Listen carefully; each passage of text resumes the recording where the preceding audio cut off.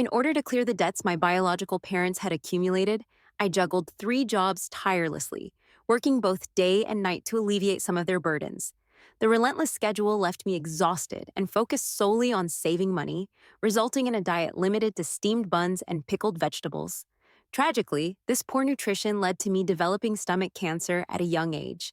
When I attempted to use my savings for medical treatment, I discovered that the $100,000 I had painstakingly saved had been taken by my parents. Elena, we used that money to settle our debts. We're left with nothing. Can you wait another month? I glanced at the doctor's urgent recommendation for immediate hospitalization, but remained silent.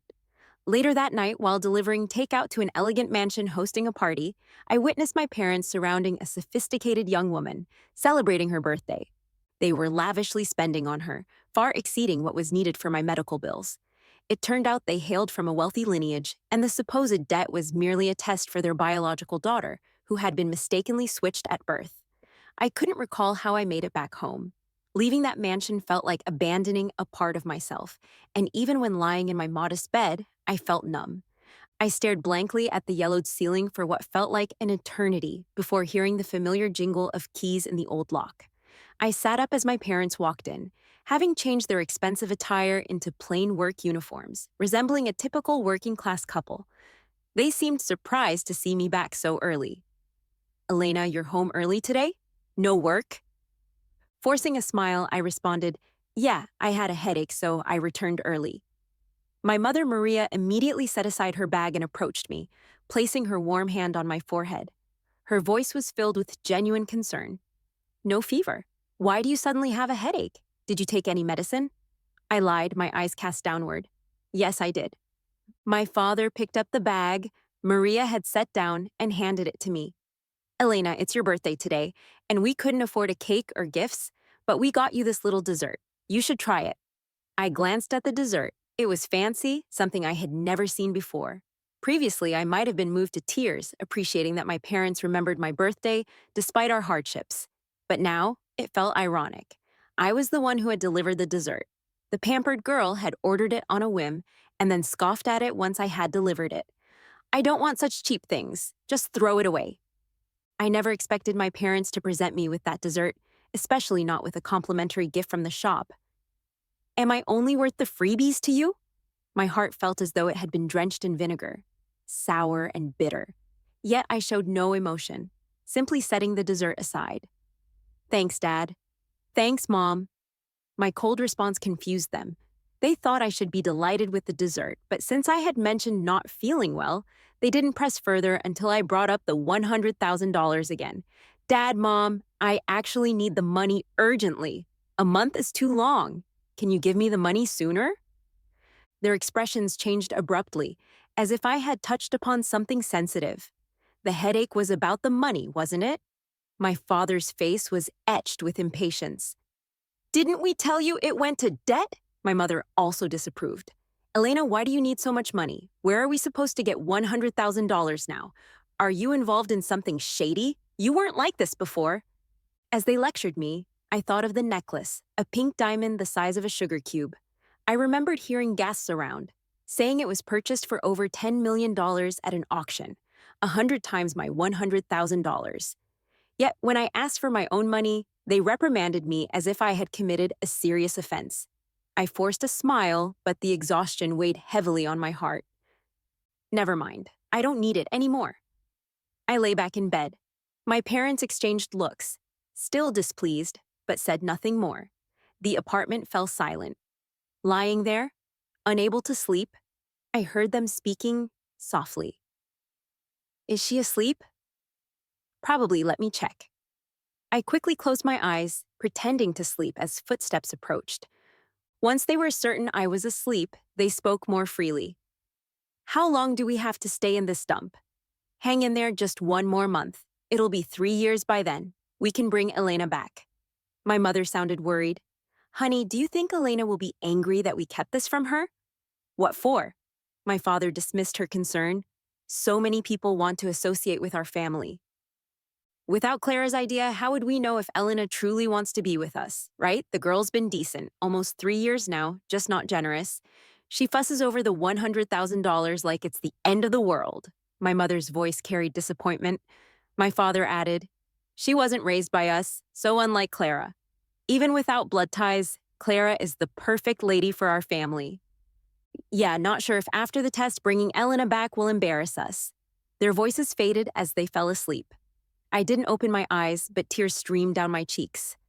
They had truly gone all out, holding high positions, yet lowering themselves to act as a working class couple with me. But why? Just because they have money, does that give them the right to interfere with my life? Am I supposed to feel guilty because I value money? Was that something I always desired? If I had grown up like Clara, in the same environment with all those advantages and a good education, would I be any different?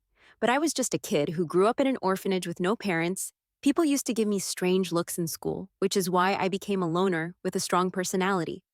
I worked tirelessly to get into a decent college, graduated, and even secured an okay job in most people's eyes. Before they found me, I was prepared to remain an orphan forever, never experiencing a parent's love. But they appeared, and all the hidden hopes inside me surged outward. I believed I could have a happy home, even if it was poor and life was tough. I was still young and believed I could make money, but it seemed I was just unlucky. I had stomach cancer and then discovered that the parents I had been dreaming of were deceiving me all along. I picked up the pastry from the table. It looked so fancy. No wonder my coworkers always waited in line to buy them. But it wasn't just a pastry, it was something others had discarded, even a freebie. Maybe to my parents, someone like me only deserved a difficult life, to have only what others didn't want. This night felt endless. I couldn't sleep at all, my stomach hurting unbearably. Just as I contemplated getting up for some medicine, someone knocked urgently on the door of our small rented apartment. The knocking was insistent, someone was in a real hurry. My parents, awakened by the noise, grumbled in annoyance. "Who is that, disturbing people so early?" I was closest to the door. With red, swollen eyes, I sighed and opened it. A police officer in uniform stood outside, surveying me before asking, "You're Elena, right? Do you remember where you were last night?" His tone irritated me, but knowing I had to cooperate, I answered. I was running errands, delivering pastries.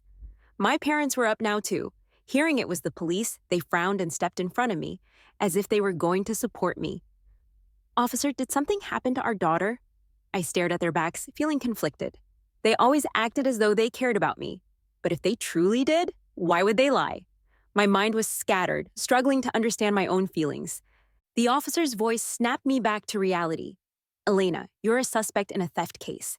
You need to come with us for questioning."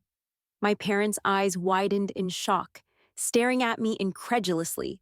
That instinctive look felt like a knife, piercing my already shattered heart. "I didn't steal anything. Why are you looking at me like that?" Finally, my parents awkwardly shifted their gaze. "Officer, there must be some mistake, right? We checked the surveillance. The only suspicious person entering and exiting the area was Elena." The cop explained everything formally, his tone growing sterner. "Elena, that necklace is valuable. If you took it, you better hand it over." I was furious. My stomach cramps intensified with my anger. "You have no proof. How can you just decide it was me? The only suspicious person was you."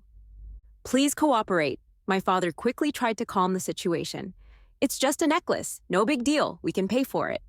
"Yeah, how much could a necklace be worth?" Hearing my parents say that, I froze. It wasn't about whether they could afford it or not. They had already decided it was me who took it, but I had merely run an errand at the mansion. What necklace could I have taken? The cops seemed to find my parents' words odd too. This isn't about compensating anyone. It's about right and wrong. That necklace is $1 million pink diamond. Can you really pay for that? $1 million pink diamond. Those words seemed to hit my parents hard, their faces turning pale. My mother turned, frowning at me. "Where did you go last night?" Her tone was partly questioning, partly guilty. I felt mocked. "I went to the mansion on the outskirts, delivered pastries for Clara." "You went to the mansion?" My mother's voice rose, but she quickly covered her mouth in regret. My father gave me a long look. "Elena, tell me, what did you see?" "I saw things you didn't want me to see, obviously." I didn't hold back. Hearing my words, my parents seemed to freeze, completely silent. After what felt like an eternity, my father spoke again, carefully choosing his words about who we are. We didn't mean to keep it from you. Can you understand? I didn't respond, but my silence spoke volumes. The cop, confused by our conversation, impatiently urged us on. We had no choice but to get into the squad car and head to the station. Inside the station, the girl I saw the night before was waiting. Her eyes were red from crying, her skin so pale it was noticeable. She looked pitiful. My parents rushed over to her. "Clara, what's wrong? Why are you crying? Your eyes are all red." I caught my reflection in a mirror. My own eyes were swollen from a night of crying. I smirked sarcastically. Even the cop who had been cold towards me looked confused. How come my parents suddenly care about the victim so much and act like they're close friends? The girl sweetly said, "Dad, Mom, you're here." With that one sentence, the eavesdropping officers looked as though they'd been struck by lightning. They glanced at me, then the girl, and finally my plainly dressed parents. How on earth are we all connected? My parents realized they couldn't pretend to be oblivious anymore and introduced themselves to the cops. "Sorry, officers, both Elena and Clara are our daughters. This is really just a misunderstanding." Misunderstanding? "Dad, Mom, that was my birthday gift you got me." Clara stamped her foot, pouting in frustration. "I know my sister has been through a lot, but that necklace means so much to me." "Mom, Dad, you can't play favorites." With just a few words, Clara portrayed herself as a little girl upset over parental favoritism. I saw a flicker of sympathy flash across my parents' faces. My mother grabbed Clara's hand, soothing her gently. "Come on now, she's still your sister. We'll get you more necklaces, okay?" They didn't even bother double-checking. They assumed I took the necklace. That superior attitude really rubbed me the wrong way, and I couldn't hold back anymore. "I already said I didn't take the necklace." My sudden outburst left my parents and Clara dumbfounded. My father massaged his temples in frustration. "If not you, then who? Clara's not the troublemaking type. If she says it's missing, it's missing. Anyway, you knew we were hiding it from you. Why didn't you speak up last night? We got Clara an expensive necklace and you only got a pastry. Aren't you upset? I can't believe you blatantly displayed such favoritism and deceit." Once more, I realized my standing wasn't on par with Clara's in my parents' minds. They thought I'd retaliate now that I knew the truth, but it never occurred to them that Clara could be causing trouble. While I didn't envy Clara's lavish gift, facing the trust my parents placed in her, and their suspicion of me felt like vinegar poured into my wounds, making them fester. Clara stood behind them, flashing me a defiant look. Our eyes locked, and I understood. From the moment I received that delivery call the previous day, everything had been part of her plan, all designed to highlight our differences. "Well, she nailed it." I let out a bitter laugh, but my pride wouldn't allow me to accept the label of a thief. Not looking at my parents, I turned to the cops. "Officers, I assure you, I didn't take the necklace. You can investigate. Also, might I suggest you thoroughly search the mansion? If it turns out I took it, I'll apologize. If not, I expect an apology from her." Clara's face went stiff. She planned everything but didn't expect me to defy my parents' narrative. She only saw me as obedient, never realizing that before finding them, I had lived fiercely on my own. The cops noticed Clara's expression and seemed to understand. They looked at me, then my parents, and proceeded with the investigation. The focus shifted from my apartment to the mansion. Half an hour passed swiftly. I sat there, as calm as possible. Clara was jittery, constantly eyeing the door. When the officer walked in with the necklace looking displeased, she appeared visibly distressed. "Miss Clara, we found the necklace under your bed." My parents spun around, staring at Clara in disbelief. "Clara, didn't you say the necklace was—" My mother's voice trailed off as she glanced at me with a hint of guilt. Clara's expression hardened, but she forced a smile. "Sorry, I was careless and misunderstood my sister. But we're family, so can't we just drop this?" "But we're family, so can't we just drop this?" Her hopeful words seemed charming. I scoffed, clearly not on board. Does she think I'm a fool? When it was about pinning the blame, family didn't matter, huh? She never saw me as family, only cared now that it backfired on her. When I remained silent, Clara welled up with tears. "I know I was wrong. Will you forgive me this once? She pleaded, clutching my hand. I hated it when people touched me, especially when she gripped tightly, as if trying to dig her nails into me. I recoiled slightly, causing her to stumble backward. Her acting is pathetic. The trick is amateurish. Yet my parents fell for it. Enough, Elena. Your sister's just young. She didn't know any better. Can't you be a bit more forgiving? My mother defended fragile Clara on the floor. She's always had health issues. Why did you push her if her health's bad? Mine's perfect. Getting stomach cancer so young. That's easy for me. My stomach cancer? My parents' eyes widened. Why would you get stomach cancer? What do you think? I smirked smugly, and they fell silent. Health issues, barring genetics, are usually caused by a few things. Long periods without food, irregular meals, poor diet, you name it. How come you never told us? My mother rebuked, her eyes now wet. She looked genuinely concerned. It stirred something in me too. But seeing my parents soften their attitude towards me, Clara wasn't happy about it. Her almond-shaped eyes flashed with malice as she rolled her eyes. Sister, stomach cancer isn't a minor illness. Have you been to the hospital? Got any medical records? I raised an eyebrow. What? You think I'm lying? Clara shook her head. Sister, you look pretty healthy to me. I have a classmate whose family member has stomach issues, and they're really skinny. Maybe it was a misdiagnosis. My parents thought Clara's reasoning made sense. Who gets diagnosed with something so serious, but still lives life strong and healthy, even working part-time? They probably thought I said it for attention to fool them. Seeing their expressions change, I couldn't be bothered to explain further. I just felt a bit colder inside. I'm the kind of person who holds grudges. To me, they no longer felt like family. But just because I stayed silent doesn't mean they did. You're truly unbelievable, using such tricks to deceive us.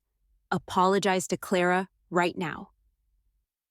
Looking at the parents I had spent 3 years with, I felt like I never knew them. I need to apologize to Clara. She fell and accused me of stealing. It's slander. She should apologize to me. Hearing my words, my parents looked a bit embarrassed but quickly regained their composure. It's all in the family. No need to argue about slander. It's just a misunderstanding. We know you're upset, but perhaps you don't understand our family's worth. Only around $10 million. Whatever you want in the future, we'll get it for you. Can we just let this go? I coldly looked at the three of them and shook my head slowly. No, my parents didn't expect me to be so unyielding. People like them, always in high places, rarely defy them. Now they were losing face repeatedly because of me. My mother suppressed her annoyance. Elena, must you be so aggressive? Clara apologized, but I didn't accept it, and even pushed her. What exactly do you want? You weren't like this before. You were so understanding. I felt even more ironic. Understanding? Sure, I used to be quite understanding. But what did I get in return? My hard-earned money, my health, even my reputation. They're not even willing to leave me those. As their daughter, do I owe them? But thinking of the $100,000, I finally smirked. Want me to drop this? Fine. Return my $100,000. What excuse will you use this time? Can't pay it back? Hearing me mention the $100,000 again, my parents' faces darkened. My father furrowed his brow as if I'd said something embarrassing. It's just $100,000. Do you really have to bring it up again and again, Elena? Aren't you being a little petty as our daughter? $100,000 should be nothing to you. His arrogance and pride were blatant, prompting me to let out a snort of laughter. Sure, for a rich family's daughter, $100,000 is nothing. But for me, it's the blood, sweat, and tears of the last 3 years. My official salary is $6,000 a month, plus $4,000 from part-time jobs. Paying rent and supporting 3 people. I scraped together that $100,000 to help you pay off debts. And now you say I'm being petty. My questioning angered them, yet they had no words to counter. That's exactly how these 3 years had gone. They lived in my rental, spending my money without a second thought, always assuming they'd repay me later, never considering how much I was sacrificing. I heard my mother mutter something. Weren't you used to growing up like that? Why can't you adjust to us? My father stayed silent, but his expression showed he agreed with my mother. Just like that, my last bit of hope for them vanished. To them, I was used to hardship growing up, so I could endure more. All the compromises I made for family became expected. I felt as though I was being torn apart, every inch of my body in pain. Not wanting to waste more words on these out of touch aristocrats, I sat up and repeated what I had said before. For me to let this go, return my $100,000. My voice was soft, but shook them to their core. Looking at me, they seemed to realize they were about to lose something important. Clara's eyes flickered. My parents, if the $100,000 is so important to her, let's just give it to her. We'll make it up to her later. We're family after all, no grudge lasts overnight. My parents considered it, realizing I might be right. Fine, Elena, we'll give you the $100,000, but you must drop this matter. It was just a test for you. And you've done well these 3 years. That $100,000 isn't significant. However, you can't behave like this in the future. As our daughter, what can't you have? A mere $100,000. Even the nearby police officers were at a loss for words at their bizarre sense of superiority. What a weird attitude, unable to even appreciate their own child. Ignoring them, I checked the text notification of the payment, explained the situation to the police, and prepared to leave. My parents were stunned. Where are you going? Home. My mother frowned. Back to that rental? It's so shabby. Come back to the mansion with us. Shabby. Hearing that, I suddenly remembered our first New Year's together, cramped into the rental. We watched the Spring Festival Gala, eating veggie dumplings together. My parents had been smiling from ear to ear. With Elena here, this is the happiest New Year we've ever had. They hugged me, and for the first time, I felt the warmth of my parents blushing and tearing up. It was then that I swore I would make money and help them pay off their debts. I didn't think much at the time.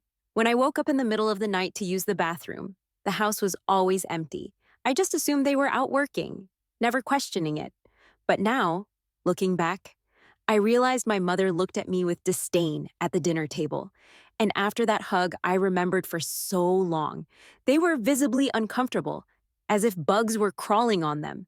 To them, I was that bug. I didn't stop walking and headed straight to the hospital after leaving the police station.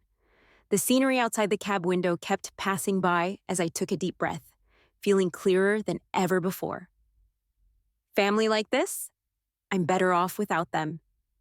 The bodyguard looked relieved and showed a hint of sympathy in his eyes towards me. He never expected the parents who always seemed to dotingly love Clara would be so fed up with their own daughter. He felt embarrassed to admit how thankful he was that Elena hadn't attended the family reunion the previous day. As a bodyguard, he had seen a lot while entering and leaving the mansion. My parents had Clara prepare dresses and makeup, and Clara did so diligently. But she set aside 2 outfits. One looked like a tacky flea market find, while the other was quite normal. He hadn't thought much of it until he saw her hide the good one. It was all about setting someone up for humiliation, making someone look foolish, then turning the accusations against them to ruin Elena's reputation. But her meticulous planning was all for naught as the intended victim never showed, ruining her malicious plot. Thinking back, the bodyguard nearly laughed, but held back, standing at the door waiting for Elena's family. He genuinely wondered how the parents would react once they realized Elena was truly ill. Elena's family soon arrived at the hospital.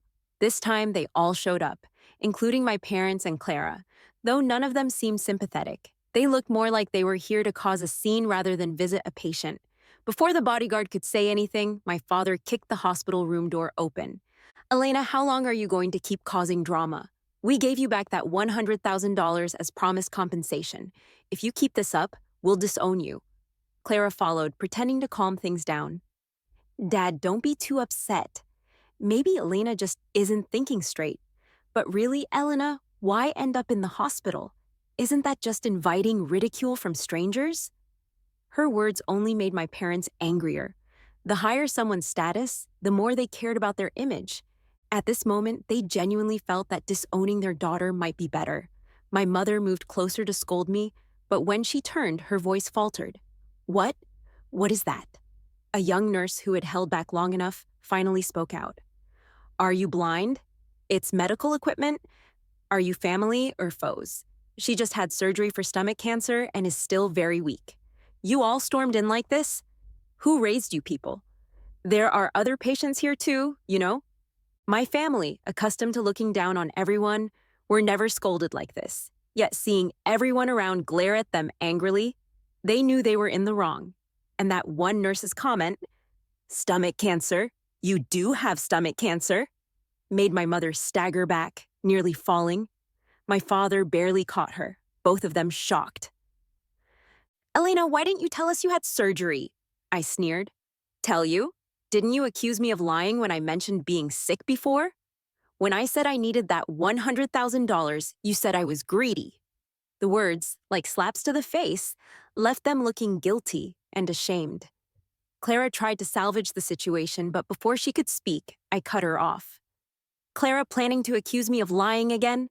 I still have records on my phone from when you sent me on errands to the mansion. Don't think you're that clever. If you want to stay home, it's all yours. It has nothing to do with me. I've been an orphan all my life, growing up and beyond." Got it. I made it clear I was cutting ties with them. My parents looked as though they'd been struck by lightning, realizing the obedient daughter they once had was gone. Though Clara stood before them, the distance felt vast. That day, they repented by my bedside for a long time. But the hospital staff and fellow patients knew what they had done, standing firmly by my side and promptly escorting them out. I thanked those who helped me with a smile. Since that day, my parents realized my difficult upbringing wasn't my fault. They owed me. Learning about my experiences over those 3 years shattered their hearts. They tried calling, but I had already blocked their numbers. Every new number was blocked as well. Soon, my phone buzzed with transfer notifications. I watched each transaction, hundreds of thousands coming through, and accepted them without remorse. After all, it was their debt to me. I spent a month recovering in the hospital, and after being discharged, I learned about my family's situation online. Clara was exposed, and my parents kicked her out in anger and frustration. Bitter, she sold company secrets to rivals, leading to her arrest. Before her imprisonment, she screamed that she was the real heiress, appearing utterly deranged. My parents' business, once mighty, crumbled under rival attacks, taking just 3 years to implode from a mere seed to rubble. They who were so high and mighty ended up bankrupt, just as they had deceitfully told me, becoming debt-ridden commoners. But this time, they owed not just millions, but over 100 million, an amount impossible to repay in a lifetime. As for me, I had long moved on, using the compensation they had given me to buy a house in a different city and build my own home. In this world, no one deserved my effort or attempts to please except for myself. I focused on loving myself and nurturing my own beautiful flower anew.